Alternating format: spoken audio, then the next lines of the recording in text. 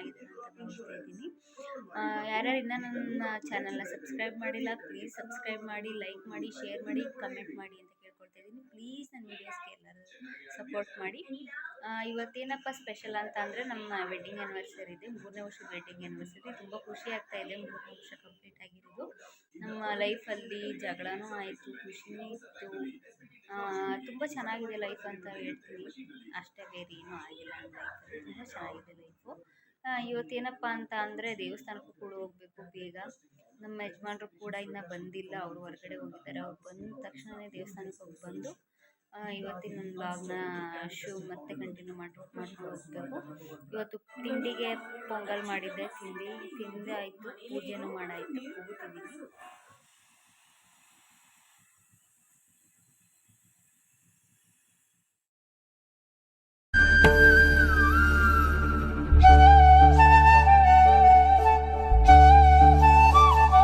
ತಿಂಡಿ ಎಲ್ಲ ಮಾಡಿ ನಮ್ಮ ಹಸ್ಬೆಂಡು ಬಂದು ಈಗ ನಾವು ದೇವಸ್ಥಾನಕ್ಕೆ ಅಂತ ಹೊರಟಿದ್ದೀವಿ.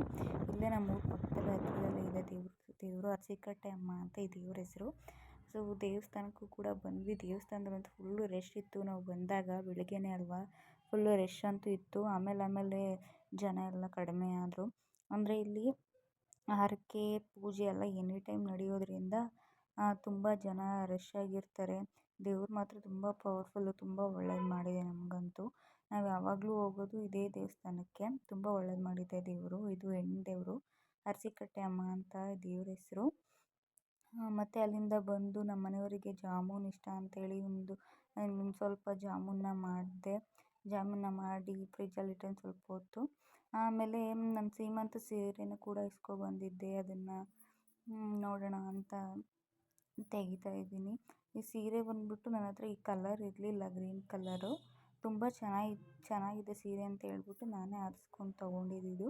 ಇದ್ರದ್ದು ಕಾಸ್ಟು 3,500 ಇದ್ರದ್ದು ಕಾಸ್ಟು. ತುಂಬ ಚೆನ್ನಾಗಿದೆ ಸ್ಯಾರಿ ಮಾತ್ರ. ಅದರದ್ದು ಬ್ಲೌಸ್ ಕೂಡ ಹೊಲಿಸಿದ್ದೀನಿ. ಆ ಬ್ಲೌಸ್ ಹೊಲಿಯೋಕ್ಕೇ ತುಂಬ ಜಾಸ್ತಿ ದುಡ್ಡು ತೊಗೊಂಡಿದ್ದಾರೆ. 2,000ನೋ ಏನೋ ಇರ್ಬೋದು, 2,000ನೇ ಅದು ಬ್ಲೌಸು. ಮತ್ತು ಸೀರೆ ಅಂಚು ಮತ್ತು ಸೆರಗೆ ಎಲ್ಲ ಪಿಂಕ್ ಕಲರ್ ಇದೆ. ಇನ್ನು ಸ್ಯಾರಿ ಬಂದ್ಬಿಟ್ಟು ಗ್ರೀನ್ ಕಲರು. ತುಂಬ ಚೆನ್ನಾಗಿದೆ. ಈ ಕಲರ್ ಇರಲಿಲ್ಲ ಅಂತ ಹೇಳಿ ತೊಗೊಂಡಿದ್ದೆ. ತುಂಬ ಚೆನ್ನಾಗಿ, ನನಗಂತೂ ತುಂಬ ಇಷ್ಟ ಆಯಿತು ಈ ಸ್ಯಾರಿ. ನನಗೆ ಸ್ಯಾರಿ ಇಷ್ಟ, ಅಂದರೆ ಅಷ್ಟೊಂದೇನು ಉಡಲ್ಲ ನಾನು, ಡ್ರೆಸ್ಸೇ ಹಾಕೋದು. ಅಂದರೆ ಇವಾಗ ಸ್ಯಾರಿನೇ ಹಾಕೋಬೇಕಲ್ವ, ಅದಕ್ಕೆ ತೊಗೊಂಡೆ. ಬ್ಲೌಸ್ ಬಂದ್ಬಿಟ್ಟು ಈ ಡಿಸೈನ್ ಹೊಲಿಸಿದ್ದೀನಿ, ಮಿಷಿನ್ ವರ್ಕು. ಈ ಬ್ಲೌಸಿಗೆ 2,000 ತೊಗೊಂಡಿದ್ದಾರೆ. ತೋಳು ಸ್ವಲ್ಪ ಉದ್ದ ಇಡಿ ಅಂತ ಹೇಳಿದ್ದೆ, ಆದರೂ ಅವರು ಉದ್ದ ಇಟ್ಟಿಲ್ಲ, ಅದೇ ಥರ ಹೊಲ್ದಿದ್ದಾರೆ. ಒಟ್ನಲ್ಲಿ ಚೆನ್ನಾಗಿ ಹೊಲ್ದಿದ್ದಾರೆ, ಅಂಥದ್ದೇನಾಗಿಲ್ಲ. ತೋಳು ಮಾತ್ರ ಸ್ವಲ್ಪ ತುಂಡ ಹೊಲ್ದ್ಬಿಟ್ಟಿದ್ದಾರೆ. ಅದೊಂದು ಬೇಜಾರಾಯಿತು ಅಷ್ಟೇ. ಅಷ್ಟು ದುಡ್ಡು ಕೊಟ್ಟು ತೋಳನ್ನ ಸರಿಯಾಗಿ ಹೊಲ್ದಿಲ್ಲ ಅಂತ. ಇನ್ನು ಸೀರೆ ಎಲ್ಲ ತೆಗ್ದು ಮಾಡಿಟ್ಟು ಬಟ್ಟೆ ಒಗ್ದಾಕಿದ್ದೆ. ಬೆಳಿಗ್ಗೆ ತುಂಬ ಬಟ್ಟೆನೂ ಇತ್ತು, ಒಬ್ಬಳೇ ಒಗ್ದಾಕ್ದೆ, ಸುಸ್ತು ಆಗ್ತಿತ್ತು. ಅದನ್ನೆಲ್ಲ ಬಟ್ಟೆ ಎಲ್ಲ ಮಡಚಿಟ್ಟು ಟಿ ವಿ ಹಾಕ್ಕೊಂಡು ಬಟ್ಟೆನೆಲ್ಲ ಮಡಚಿಡ್ತಾ ಇದ್ದೆ. ಬೇಜಾರಾಗ್ತಿತ್ತು ಅಂತೇಳಿ ನಮ್ಮ ಮನೆಯವರು ದೇವಸ್ಥಾನದಿಂದ ಬಂದು ಹೊರಗಡೆ ಹೋಗಿದ್ರು, ಅವರು ಇರಲಿಲ್ಲ. ಬಟ್ಟೆ ಎಲ್ಲ ಮಡಚಿಡ್ತಿದ್ದೆ. ಮಡಚಿಟ್ಟು ಇನ್ನೇನು ಮಾಡೋದು, ಟಿ ವಿ ನೋಡ್ತಾ ಕೂತಿದ್ದೆ. ತುಂಬ ಬೇಜಾರು. ನಮ್ಮನೆ ಹತ್ರ ಅಂತೂ ಜನನೇ ಇರಲ್ಲ. ಎಷ್ಟು ಬೇಜಾರು ಅಂದರೆ ಹೇಳೋಕ್ಕೂ ಆಗಲ್ಲ, ಅಷ್ಟು ಬೇಜಾರು. ಅವರಿದ್ದರೆ, ನಮ್ಮ ಹಸ್ಬೆಂಡ್ ಇದ್ದರೆ ಬೇಜಾರೇನು ಆಗಲ್ಲ, ಮಾತಾಡ್ಕೊಂಡು ಇರ್ತೀವಿ. ಅವರು ಇರಲಿಲ್ಲ, ಹೊರಗಡೆ ಹೋಗಿದ್ದು. ಬಟ್ಟೆ ಅಂತೂ ತುಂಬ ಇತ್ತು. ಬಟ್ಟೆ ಎಲ್ಲ ತುಂಬ ಬಿಚ್ಚಾಕಿದ್ರು, ಅದನ್ನೆಲ್ಲ ಒಗೆದಿದ್ದೆ ಬೆಳಿಗ್ಗೆ. ಅದನ್ನೆಲ್ಲ ಮಡಚಿಟ್ಟು ಸುಸ್ತಾಗಿ ಹೋಗಿತ್ತು ಇವತ್ತಂತೂ. ಆಮೇಲೆ ಸ್ವಲ್ಪ ಮನೇಲಿ ಅಕ್ಕಿ ಹಿಟ್ಟು ಖಾಲಿ ಆಗಿತ್ತು ಅಂತ ಹೇಳ್ಬಿಟ್ಟು ಅಕ್ಕಿನೂ ಕೂಡ ತೊಳೆದು ಹಾಕಿದೆ. ಅಕ್ಕಿನೂ ಕೂಡ ಇನ್ನೊಂದು ಸ್ವಲ್ಪ ಬಟ್ಟೆ ಇತ್ತು, ಇನ್ನೊಂದು ಸ್ವಲ್ಪ ಬಟ್ಟೆ ಒಣಗಿರಲಿಲ್ಲ, ಅದಕ್ಕೆ ಒಣಗಾಕಿದ್ದೆ. ಅಕ್ಕಿನೂ ಕೂಡ ತೊಳೆದಾಕಿದ್ದೆ. ಇನ್ನು ಮಳೆ ಇರೋದ್ರಿಂದ ನಮ್ಮ JCBಗೆ ಕೆಲಸ ಏನಿರಲಿಲ್ಲ, ಅದಕ್ಕೆ ಅದನ್ನು ಮನೆಯಲ್ಲೇ ನಿಲ್ಲಿಸಿದ್ರು. ಆಮೇಲೆ ಜಾಮೂನ್ ಬೇಯಿಸೋಣ ಅಂತ ಹೇಳ್ಬಿಟ್ಟು ಸಕ್ಕರೆ ಪಾನಕನ ರೆಡಿ ಮಾಡಿಕೊಡ್ತಿದ್ದೆ. ಸಕ್ಕರೆ ಪಾನಕನೂ ಕೂಡ ರೆಡಿ ಆಯಿತು, ತುಂಬ ಚೆನ್ನಾಗಿ ಬಂದಿತ್ತು ಹೇಳಬೇಕು ಅಂದರೆ. ಆಮೇಲೆ ಜಾಮೂನ್ನ ಬೇಯಿಸೋಣ ಅಂತೇಳಿ ಬೇಯಿಸ್ತಾ ಇದ್ದೀನಿ. ಜಾಮೂನ್ನ ಲೋ ಫ್ಲೇಮಲ್ಲಿ ಇಟ್ಕೊಂಡು ಬೇಯಿಸಬೇಕು, ಇಲ್ಲಾಂದರೆ ಏನಾಗ್ಬಿಡುತ್ತೆ ಅಂದರೆ ಸೀದೋಗ್ಬಿಡುತ್ತೆ. ತುಂಬ ಟೈಮ್ ಬೇಯಿಸಬೇಕು ಜಾಮೂನ್, ಇಲ್ಲಾಂದರೆ ಒಳಗಡೆ ಎಲ್ಲ ಬೆಂದೇ ಇರೋದಿಲ್ಲ. ನಮ್ಮ ಮನೆಯವರಂತೂ ಒಳಗಡೆ ಎಲ್ಲ ಬೆಂದಿಲ್ಲ ಅಂದರೆ ತಿನ್ನೋದಿಲ್ಲ. ಅದಕ್ಕೆ ಚೆನ್ನಾಗಿ ಬೇಯಿಸ್ಬಿಟ್ಟು ಜಾಮೂನೆಲ್ಲ ಒಂದು ಬಟ್ಲಲ್ಲಿ ಹಾಕಿ ಇಟ್ಟಿದ್ದೆ, ಸ್ವಲ್ಪ ಪಾನಕ ಆರಲಿ ಅಂತ ಹೇಳ್ಬಿಟ್ಟು. ಆಮೇಲೆ ಬಟ್ಟಲೆಲ್ಲ ಹಾಕಿಟ್ಟು ಆಮೇಲೆ ಜಾಮೂನು ಪಾನಕ ಆರಿದ್ಮೇಲೆ ಜಾಮೂನ ತೆಗೆದು ಅದ್ರೊಳಗಡೆ ಹಾಕಿಬಿಟ್ಟು ಇಟ್ಟೆ. ಇನ್ನು ನಾವು ಕೋಳಿನೂ ಕೂಡ ಸಾಕಿದ್ವಿ, ಅವು ಕೂಡ ಮೇಯ್ತಿದ್ವು. ತುಂಬ ಕೋಳಿಗಳಿದ್ವು, ಎಲ್ಲ ಎಲ್ಲೆಲ್ಲೋ ಹೋದ್ವಿ.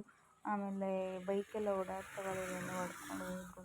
ಮತ್ತು ತುಂಬ ಪಾತ್ರೆ ಕೂಡ ಇತ್ತು, ಪಾತ್ರೆನೆಲ್ಲ ತೊಳೆದಿಡ್ತಾ ಇದ್ದೀನಿ. ಸಂಜೆ ಆಗಿಬಿಡ್ತು, ಕರೆಂಟು ಬೇರೆ ಇರಲಿಲ್ಲ. ಪಾತ್ರೆನೂ ಕೂಡ ತೊಳೆದಿಟ್ಟೆ. ಆ ಪಾತ್ರೆ ಎಲ್ಲ ತುಂಬ ಗಲೀಜಾಗಿತ್ತಲ್ಲ, ಸೊ ತೊಳೆಯೋಕ್ಕೆ ತುಂಬಾ ಟೈಮ್ ಹಿಡಿತು. ತೊಳೆದೆ ಆದ್ರೂ ಕತ್ತಲೆ ಇರೋದ್ರಿಂದ ಸರಿಯಾಗಿ ಕಾಣಿಸ್ತಾನೂ ಇರಲಿಲ್ಲ, ಒಳಗಡೆ ಅಲ್ವಾ ತೊಳೆಯೋದು, ಕಾಣಿಸ್ತಾ ಇರಲಿಲ್ಲ. ಆಮೇಲೆ ಸಂಜೆ ಆಯಿತಲ್ಲ, ಪೂಜೆ ಮಾಡಿಬಿಟ್ಟು ಅವರು ನಮ್ಮ ಮಾವನ ಫೋಟೋಗೆಲ್ಲ ಪೂಜೆ ಮಾಡಿ, ದೇವರಿಗೆಲ್ಲ ಪೂಜೆ ಮಾಡಿ ಸ್ವಲ್ಪ ಹೊತ್ತು ರೆಸ್ಟ್ ತಗೊಳ್ಳೋಣ ಅಂತ ಕೂತಿದ್ದೆ. ಪೂಜೆ ಮಾಡಿದ್ರೆ ಏನೋ ಒಂಥರ ಮನಸ್ಸಿಗೆ ಸಮಾಧಾನ, ಅದರಿಂದ ಪೂಜೆನ ಮಾಡ್ತಿದ್ದೆ. ಹಾಗೆ ಇಲ್ಲೇ ನಮ್ಮೂರ ಹತ್ರ ಕೊಣನೂರು ಅಂತಿದೆ, ಅಲ್ಲಿ ಒಂದು ಯೆಲ್ಲೋ ಕಲರ್ ಗುಲಾಬಿ ಗಿಡನ ತಂದಿದ್ವಿ. ಅದನ್ನು ನೆಟ್ಟೇ ಇರಲಿಲ್ಲ, ತುಂಬ ದಿನ ಆಗಿತ್ತು. ಆದ್ದರಿಂದ ನಮ್ಮ ಹಸ್ಬೆಂಡ್ ಮನೆಗೆ ಬಂದ್ರಲ್ಲ, ಆವಾಗ ನೆಡೆಸ್ತಿದ್ದೆ. ಗಿಡನ ನೆಡೆಸ್ಬಿಟ್ಟು ಹಾಗೆ ಮೀಶೋದಲ್ಲಿ ಒಂದಿಷ್ಟು ಬಾಕ್ಸ್ಗಳನ್ನ ನಾನು ಆರ್ಡ್ರ್ ಮಾಡಿದ್ದೆ. ಬಾಕ್ಸ್ಗಳಿರಲಿಲ್ಲ ಅಂತ ಹೇಳ್ಬಿಟ್ಟು. ತುಂಬ ಚೆನ್ನಾಗಿದೆ ಕ್ವಾಲಿಟಿ ಅಂತೂ, ಗಟ್ಟಿ ಇದ್ದಾವೆ ಎಲ್ಲ ಬಾಕ್ಸು. ಒಂಚೂರು ಸ್ಕ್ರ್ಯಾಚ್ ಆಗಿರಲಿಲ್ಲ, ಏನಾಗಿರಲಿಲ್ಲ. ಹಾಗೆ ನೇರಳೆಹಣ್ಣು ತಿನ್ನಬೇಕು ಅಂತ ಅನಿಸ್ತಿತ್ತು ಅಂತ ಹೇಳಿದೆ ನಮ್ಮ ಹಸ್ಬೆಂಡ್ಗೆ, ತಂದುಕೊಟ್ಟಿದ್ರು, ಅದನ್ನು ಕೂಡ ತಿಂದೆ. ಹಾಗೆ ಸಂಜೆ ಆಯ್ತಲ್ವ, ಕಾಫಿನ ಕೂಡ ಕುಡಿದು ನಮ್ಮ ಹಸ್ಬೆಂಡ್ಗೆಲ್ಲ ಕೊಟ್ಟು ನನ್ನ ವ್ಲಾಗ್ನ ಇಲ್ಲಿಗೆ ಎಂಡ್ ಮಾಡ್ತಾಯಿದ್ದೀನಿ. ಸಿಗ್ತೀನಿ ಮುಂದಿನ ವಿಡಿಯೋದಲ್ಲಿ. ಪ್ಲೀಸ್ ಎಲ್ಲ ಸಬ್ಸ್ಕ್ರೈಬ್ ಮಾಡಿ, ಸಪೋರ್ಟ್ ಮಾಡಿ ಅಂತ ಕೇಳ್ಕೊಳ್ತೀನಿ. ಬಾಯ್ ಬಾಯ್ ಫ್ರೆಂಡ್ಸ್, ಲವ್ ಯು.